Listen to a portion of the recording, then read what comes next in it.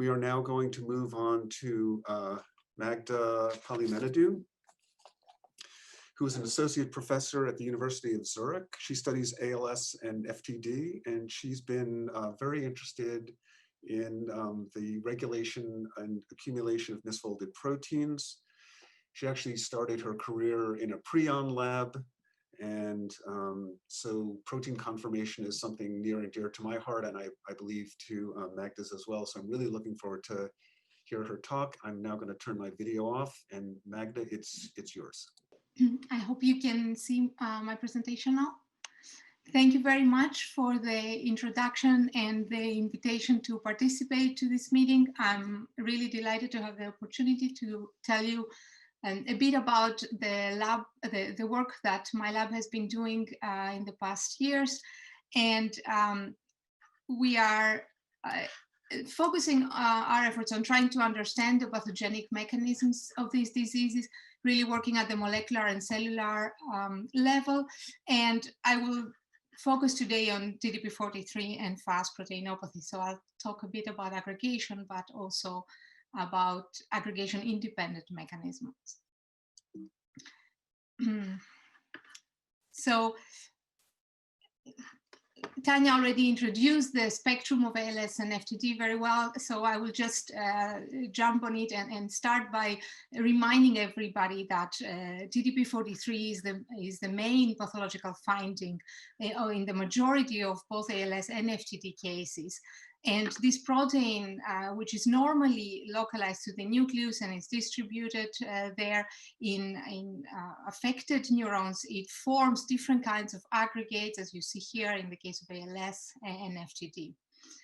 And so these observations have led the research fields now since some time to devise this hypothesis that ALS and FTD is triggered by these two non-exclusive mechanisms. Either the loss of the normal function of TDP-43 might be hurting these neurons, or these aggregates are directly toxic to the neurons. And I think both of those are actually very likely important for understanding the disease initiation and progression. And so in my team, we really try to work on these both aspects.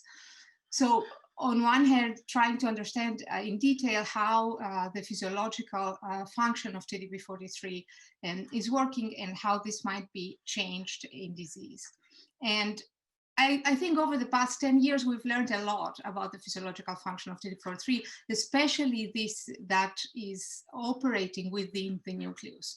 And I wanted to maybe highlight a few of the important findings that I think led us to today's conclusion. And so back in 2011, we had described that TDP-43 binds thousands of RNAs within the nucleus, and actually we and also the group of Rna showed that.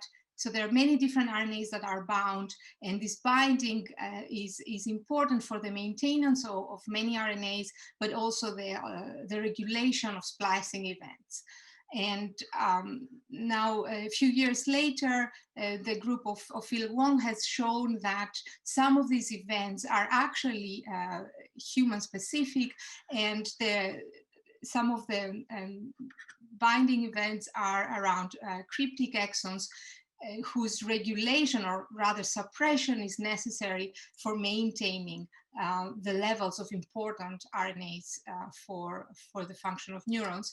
And most recently, last year, two groups independently shown, so the group of Tom Cleveland and also Kevin Egan, shown again that a human-specific target of TDP-43, STAFMIN2, is a key RNA that is regulated physiologically by TDP-43, but whose regulation is altered in disease.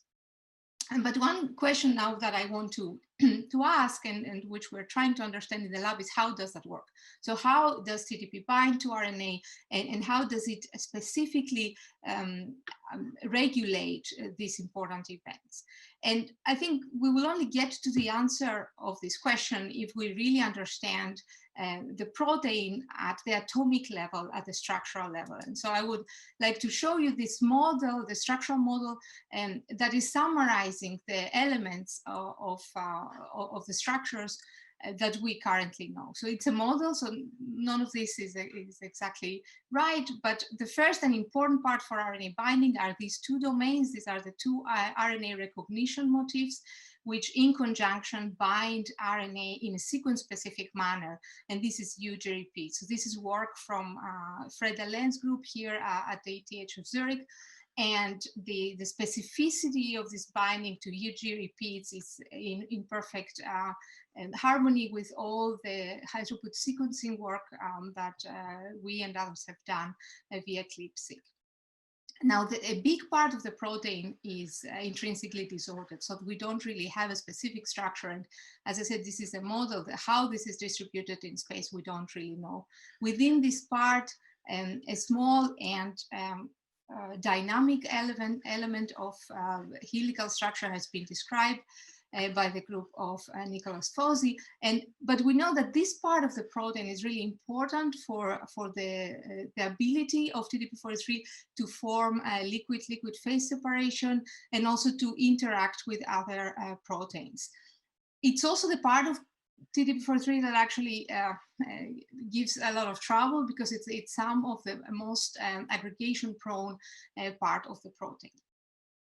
Now, at the beginning of the protein, you see here a small and nicely structured domain. This is the amino terminal domain of TDP-43, which a couple of years ago, my team described that actually is responsible for the physiological oligomerization of the protein. And you can see here the high resolution structure that we were able to solve via solution NMR, but also crystallization. And what you see here in alternate colors is that this amino terminal domain of TDP-43 forms head to tail interactions and with each other, and so and all together this forms this solenoid like structure in vitro. So in this study back in 2017, we could show that these type of oligomers exist in all cells and tissues, and here you can see in human brain we were able to identify those biochemically using a protein cross-linking. We could also find them in cells using, in this case, a GFP complementation assay. You can see them in this dot-like pattern within the nucleus. And the good thing about having such a high resolution structural information is that you can now go and introduce specific mutations that by design will not alter the structure of this domain, but will specifically, in this case, for instance, interfere with its ability to oligomerize. And so this is what we did in this case, and we asked what is actually the functional role of this oligomerization. And what we found is that actually oligomerization is necessary for the normal function of TDP-43 in the nucleus within splicing regulation. So we looked, using splicing assays, we looked at specific targets, RNA targets of TDP-43 that we had previously identified, and we saw that the oligomerization deficient mutants that are here are not able to perform the work that the wild-type TDP-43 does. And surprisingly, we also found when we overexpressed this protein, normally when we overexpress the wild-type protein in cells, this protein aggregates. And this is because of this low complexity region that I mentioned earlier. However, the mutants that are unable to oligomerize show higher propensity to aggregate. And this was really surprising. So our conclusion here was that this physiological oligomerization that happens within the nucleus actually, by some unknown mechanism, antagonizes normally the aggregation in the cytoplasm. And so we are actively working on this, and I will not go more in the detail of the ongoing work, but I would like to show you this model and our thinking about this around the role of oligomerization within the nucleus and the physiological function, but also how this transitions to disease. So these oligomers, as I said, they occur in the nucleus, and they actually represent the functional state of the protein, at least when it comes to regulation of splicing. But they are also in equilibrium with the monomeric TDP-43. And so this monomeric TDP-43 is probably the one that's shuttling outside the nucleus, and in disease via unknown mechanisms leads to aggregation. So the questions that we're currently asking in this hypothesis is, first of all, why do we need oligomerization for RNA binding? I showed you in the model that the binding of RNA is actually happening by this RNA recognition, but if they are distinct from the oligomerization for the amino terminal domain. And then we want to understand whether there is RNA binding that actually occurs at the monomeric state, and whether that is different from the target of oligomeric TDP-43. And I think maybe most importantly for understanding the mechanism to disease, we want to actually understand this trigger between what causes this oligomeric, this monomeric TDP-43 to form these aggregates that occur in disease. And so now the second part, I would like to tell you a bit more about our efforts to understand the direct toxicity of the pathological aggregates that we see in patients, but also to model these events in cellular systems.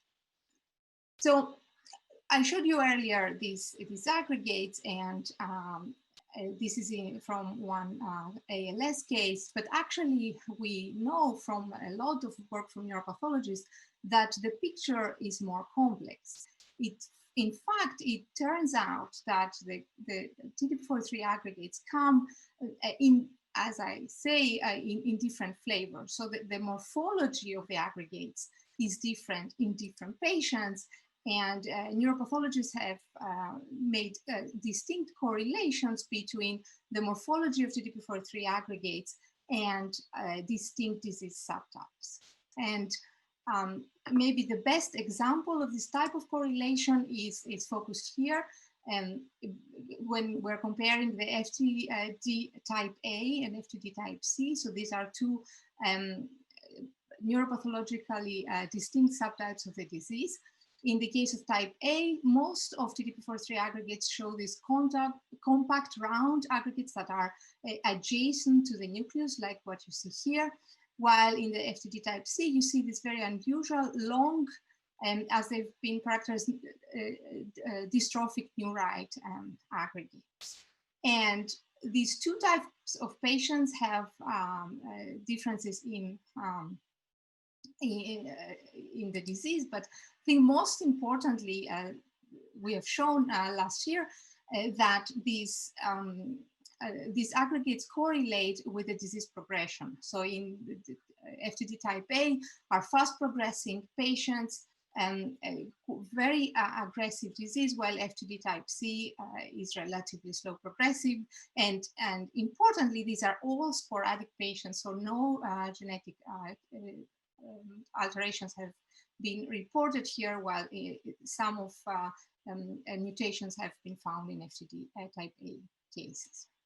So what we have done, what we reported last year, is that we made a biochemical assay by which we can extract TDP-43 aggregates relatively pure from postmortem brain samples from patients, and then we did extensive characterization of the biochemical properties. And we found differences in the two types. One of the most striking one is shown here. Here you can see the density of the extracted particles And you can see that in the case of type A, in all the different patient samples, we see that the pathological TDP-43 is concentrating in this one fraction here, while the type C, you see, is more dense and is moving differently within these fractions. And importantly, we were able to show that if we take these extracted aggregates and we treat primary neurons with this, we find that in this case we show high neurotoxicity. So essentially, these aggregates can directly kill primary neurons from mice, while the type C aggregates have low neurotoxicity. So why is that the case? We do not know, but our favorite hypothesis, also in line with what has been shown in other neurodegenerative diseases, is that this is because the aggregates that enter the cells are able to attract and recruit normal TDP-43 and form new aggregates in these neurons. So a postdoc in the lab, Pierre De Rossi, together with a PhD student now, Johanna Furrer, have set out to actually use this information and create a new model, a new cellular model for this type of toxicity. And they have used cells that inducibly express TDP-43 that we have tagged with a small tag, so we can identify the endogenous protein.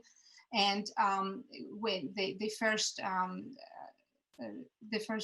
stop the amplification of the cells, and then they put in the cells these aggregates that we take from patients, and then we observe over time how the new aggregates are formed in the cells. And so by staining both for the tag that is in the endogenous protein and the phospho TDP-43 antibody that is staining specifically the aggregates from the patients, we can now identify what we call the neo-aggregates, the new aggregates that we induce by this seeding within the cells. And so here you can see examples of this, of how this works. So this is the case of the control, and you can see that most TDP-43, this is the endogenous, is actually within the nucleus, and there is very little, if at all, phospho TDP-43 to be detected. While in the case of type A aggregates, we see the formation of what we call a neo-aggregate here. This is actually recruiting the entirety of the normal protein that's expressed of the cell and is also phosphorylated. Now in type C, we also see the formation of aggregates, but these are very different. Now we have small aggregates, several small aggregates formed in the cells. And again, oftentimes we see this nuclear clearance that is also characteristic in the patient samples. So we're able to quantify that, and we can see that over time, we see the amplification of this neo-aggregate formation from, now this is the summary of several patient material that has been used for this experiment, and this goes hand in hand with the reduction of endogenous TDP-43. We're now looking more carefully at the different structures of these aggregates using different methodologies. One methodology that I'm showing you here is using super resolution microscopy, and we can now look at how dense are these particles that are composing the neo aggregates in the cells. And you can see these large FTD type A induced aggregates versus the FTD type C, and we can do quantifications of those. And overall, we see that the FTD type A aggregates have more protein accumulated in these cores. They are usually larger, and they also typically have a single aggregate is found in one cell, while in those with FTD type C, we see smaller, as I showed you earlier, and also many times multiple aggregates in the same cell. So just to summarize this part of the work, we see that we are able to reproduce differences of the aggregates that we can extract from patient brain material and then introduce them in cells. And so we are actually quite excited about this model because we think this will allow us for the first time to really study these differences and how, and eventually the direct toxicity that occurs from these aggregates. So with different collaborations that we have ongoing, we're trying to understand and really resolve the structure of the aggregates, both from brain material, but also the ones that we're able to reproduce in the cells. We want to better understand the different subcellular environment and see if we can get any clues about the differential toxicity that is implied by this. We are currently working with neuronal system, including with human neurons, where we do the seeding using the patient material and really to go closer to the physiological situation and see what is the morphology that can be triggered in human neurons. And eventually, this is the place where we are looking to understand better the different phenotypes and toxicity of these aggregates upon seeding. And now I would like to change gears and talk about a different type of ALS and FTD, FUS proteinopathies. And as you will know, FUS proteinopathies are a small subset of ALS and FTD, but they are typically very aggressive types.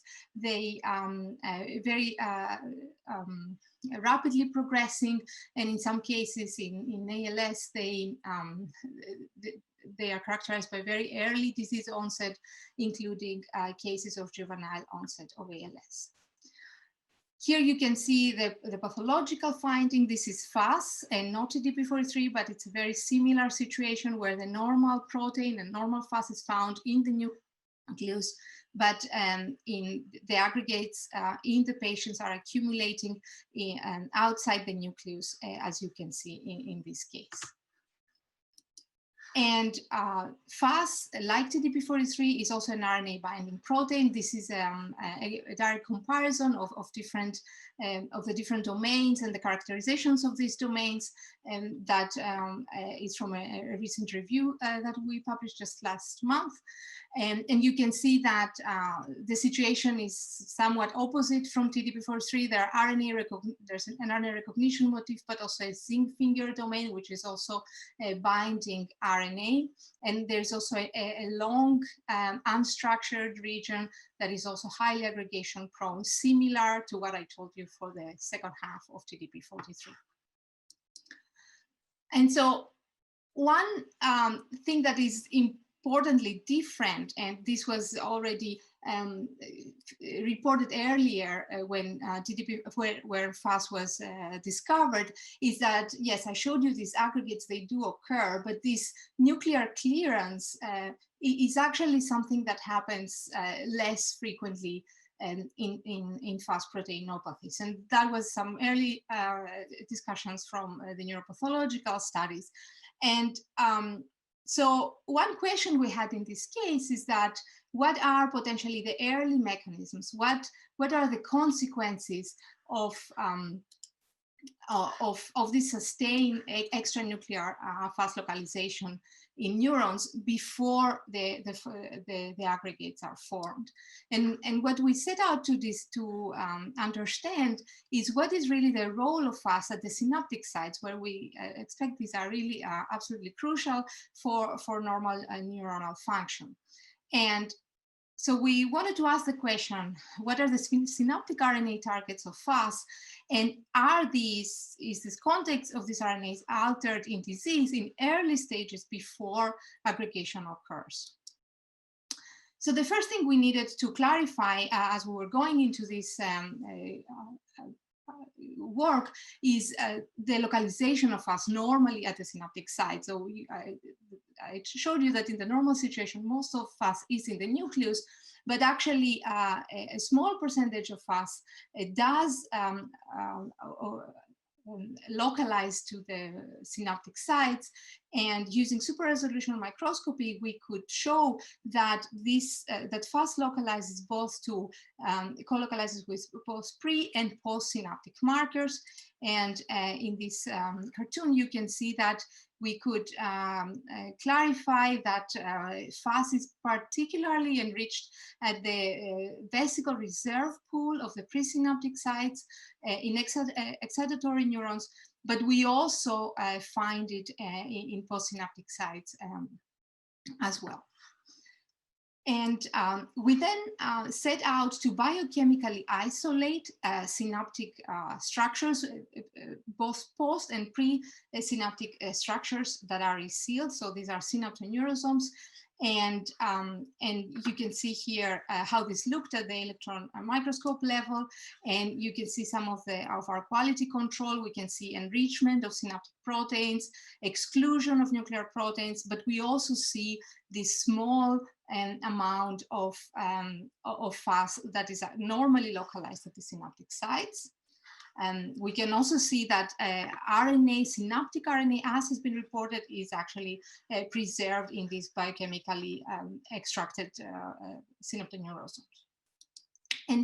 And then we did this quite heroic effort to actually sequence the RNAs that are specifically bound by FUS at the synaptic sites. And we use clip sequencing that we've done before, and using an antibody specific for FUS in normal mice. And so with this kind of protocol, what you see is that you can isolate these complexes. This is a FUS protein together with RNA. And this was very similar to what we had previously done for identifying the nuclear FUS targets. So we used the bioinformatic analysis to really focus on these RNAs that are most likely specifically bound by FUS at the synaptic sites. And these are these red RNAs that you see here. And we know from my previous work that most FUS bindings are actually found in the pre-mRNA, in the intronic regions, in the case of nuclear FUS. But interestingly, when we looked at these specific synaptic FUS binding sites, we saw that here is of course different. These RNAs are primarily matured RNAs. So here the localization of the binding is either at the exon, the 5' or the 3' UTR. So this is some of the examples of this RNA binding, some that we think are very important. GABRA1 is one of them. You can see this peak at the 3' UTR, and there are other examples where we see, for example, in green 1, we see binding at different exonic sites of the RNAs. So if we look across all the different RNAs that we find at the synaptic sites, we find that many important categories that are important for synaptic function. And here is just a summary of some of these RNAs and their respective localization in the pre and post synapse. So the next question we had to ask is, are any of these RNAs changing when FUS is altered in disease? And to answer this question, we used a mouse model that is imitating the mutations that are found in ALS patients. Most of those mutations are localized to the nuclear localization signal and are altering the ability of FUS to stay in the nucleus. And so a knock-in mouse was created by our collaborators, Luc Dupuy, in Strasbourg, and they actually deleted the nuclear localization signal completely in one of the mouse alleles. So this is a knock-in mouse model, meaning that there is no overexpression of FUS, it's just a single allele is mutated. Again, this is as close as it gets to the case of ALS patients with FUS mutations. So these mice, this is a very mild mouse model. They have mild motor impairments, but they start very late, around 10 months, as you can see here. And this was reported in 2016 and 17 by the Dupuy team.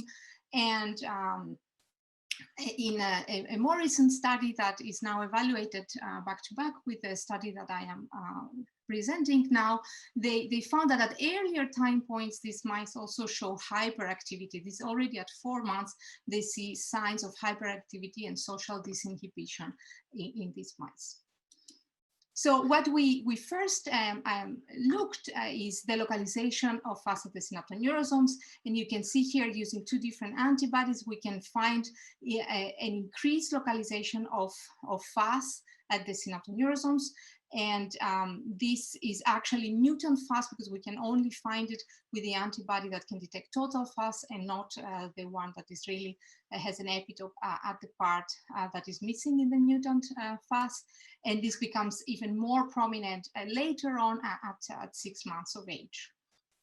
So the next thing that we did was we extracted RNA from total cortex and also synaptoneurosomes from these mice, and we performed RNA sequencing at very early stage, 1 month or 6 months of age. And you can see that the groups were very nicely segregated. And what we see now when we look at the total cortical RNA between 1 month and 6 months, essentially you see that we do not see any specific alterations in RNA. We have very few RNAs that are specific. FUS is one of them, specifically at 6 months, potentially because the autoregulation of FUS is altered by this change in its localization through the mutations. However, if we look at the synaptoneurosome RNAs, you see that at the synaptic sites, not at 6 months, but specifically at, not at 1 month, but specifically at 6 months, we have changes. And this suggests that it's really a synaptic alteration in the RNA content of these mice that is age dependent. So of course, the next thing we wanted to find out is which of those RNAs are directly bound by FUS. And here you can see here that several of these RNAs are bound and they're changed, but many targets of FUS are actually unaltered at the RNA level at 6 months of age. And here is just a summary of some of these RNAs that are bound by FUS at the RNA level and are also changed, and also the localization of the binding of FUS at these locations. So I will just summarize where we stand with this project. So we identified that FUS is present in both pre and post synaptic sites, and it's enriched at the presynaptic site of excitatory neurons. And we also find that synaptic FUS RNA targets encode essential components of the synapse. We found that increased synaptic localization of mutant FUS alters synaptic RNA homeostasis, and that most of the synaptic FUS RNA targets that are altered are actually upregulated. And this suggests that there is a FUS-dependent potentially transport or stability. And the part that we're really actively working now is we try to understand the role of binding of FUS at the RNA, the role in the regulation of local translation. And we think many of these RNA targets whose levels are potentially not at RNA may be specifically bound and controlled by FUS at these sites. And with this, I would finish, and I want to thank all our collaborators and also the team that you see here. I need to put an extra thank to Sonu Sahadevan and Katerina Hembach. These two were the key investigators in the second part of the work on FUS. They have just finished their PhD and they're both looking for jobs. So if they apply to you, you should grab them. They are fantastic. And I thank you. I'm also thankful for the funding agencies, and I would be happy to take any questions if there are any. Thank you. I will stop sharing. Thank you so much, Magda. That was very, very exciting. There are a few questions in the chat box, and I've made a note of them, but I want to try to keep us on schedule. So I will collect those questions and direct them to you later and give you an opportunity to respond to them.